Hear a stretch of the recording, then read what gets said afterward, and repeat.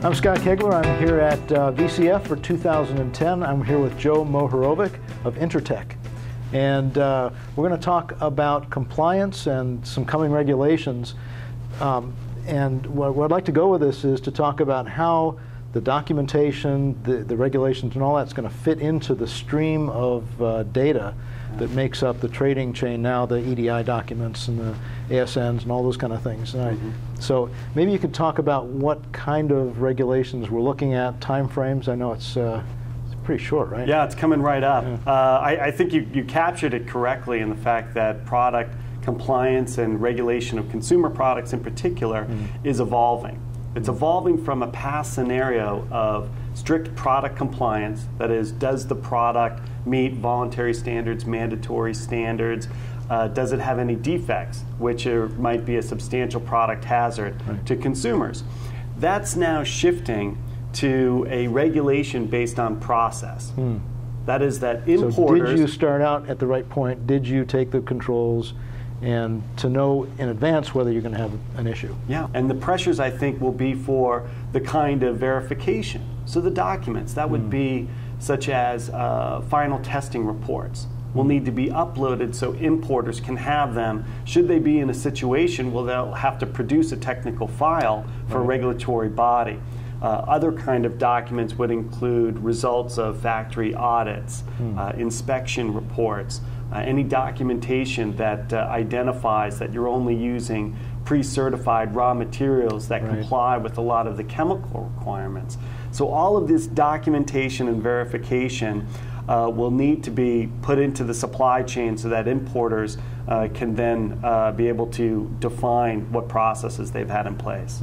So they'll, and this all comes from regulations that are currently in process or being resolved or being defined? Or? Yeah, I know your audience is very familiar, at least those who are who have marketing in the United States, of the Consumer Product Safety Improvement Act of 2008. And that was landmark legislation, came on the heels of the year of the recall, 2007, where about 50 million consumer products were recalled. I see. We're talking about technical files that need to be kept for 5 years, that have all the information on specifications, materials, production testing plans, remedial action plans. All these need to be documented in a file, producible in English, for a regulator upon request. Wow. Right. And I know you said that this was coming quickly.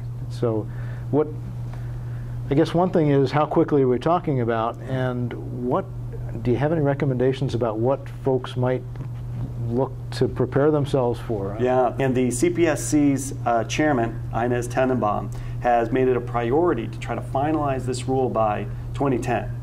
So she's got about 2010. Yeah, I think the viewers need to be prepared that for holiday buying season 2011, this rule may very well be in place, and their distribution channels may be requiring the kind of documented verification that we talked about earlier.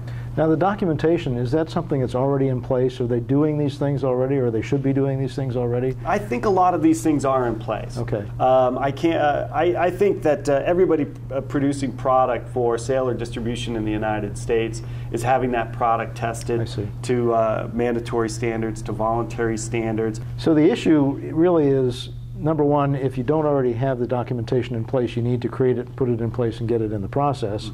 Secondly, you need to be able to collect it somewhere that you can produce it on demand. Absolutely. So that may be, in terms of the EDI process and the documentation moving back and forth with overseas and domestic, just that whole collection, storage, and retrieval process, maybe something new for them. It may be. I think many are familiar with having technical files, maybe not as specific or as robust as this rule requires. But there's also more requirements from the importer to be able to justify the amount of QA that they're doing. So there's going to be some give and take between the kind of information that they're seeing in the field from test results or factory audit results and how much testing that they're doing. Well, I'm glad that I'm not on that line. It's tough. It is, it is. Canada also has landmark legislation that I expect them to pass in 2011. There doesn't seem to be any real resistance to that. So you see Western markets, I think you're going to see markets in South America also reacting the same way to really evolve their consumer product safety regulatory regimes. Wow. Interesting times. Yeah. Thanks for having me, Scott. All right. Thanks a lot, Joe. My pleasure. Thanks.